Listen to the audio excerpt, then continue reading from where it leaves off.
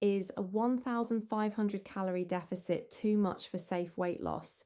UK guidance explained. The short answer is, for most people, yes, it's too severe, and understanding why really matters for your health. When it comes to weight loss, the size of your calorie deficit isn't just about how quickly you shed the pounds. It has a real impact on your health, your metabolism, and whether the results actually last. So let's break this down properly. A calorie deficit simply means you're taking in fewer calories than your body uses each day. Your body then draws on stored energy, mostly fat, to make up the difference. That's the basic principle behind weight loss, and it works. But the size of that deficit matters enormously.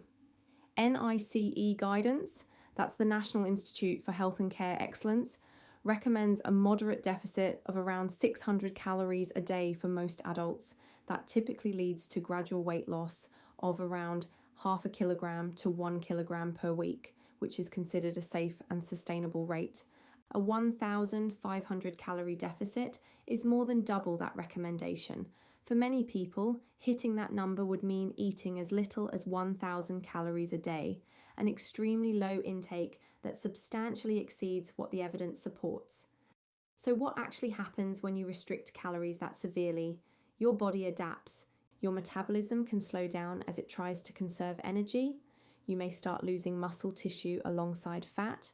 Hormonal disruptions can occur, nutritional deficiencies become a real risk, and there can be psychological consequences too, including obsessive thoughts around food, which are worth taking seriously. It's also worth knowing that if you take insulin or sulfonylureas for diabetes, large calorie reductions can increase your risk of low blood sugar. Please speak to your doctor before making significant changes to your diet.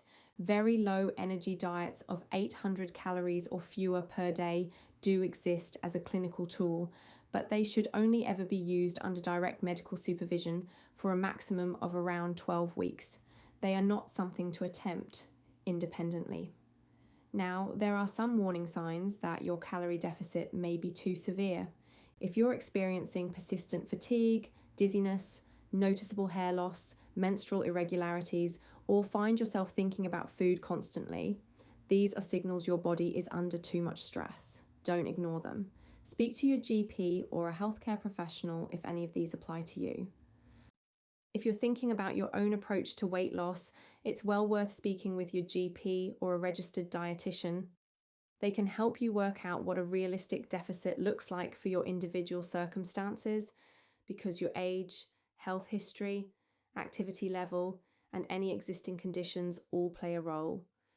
Research also supports a multi-component approach. Combining dietary changes with physical activity and behavioral support tends to produce better long-term outcomes than cutting calories alone. Please remember, this video provides general information and doesn't replace personalized advice from your GP, pharmacist, or a registered dietitian. So to recap, a 1,500 calorie daily deficit substantially exceeds evidence-based recommendations and carries genuine health risks.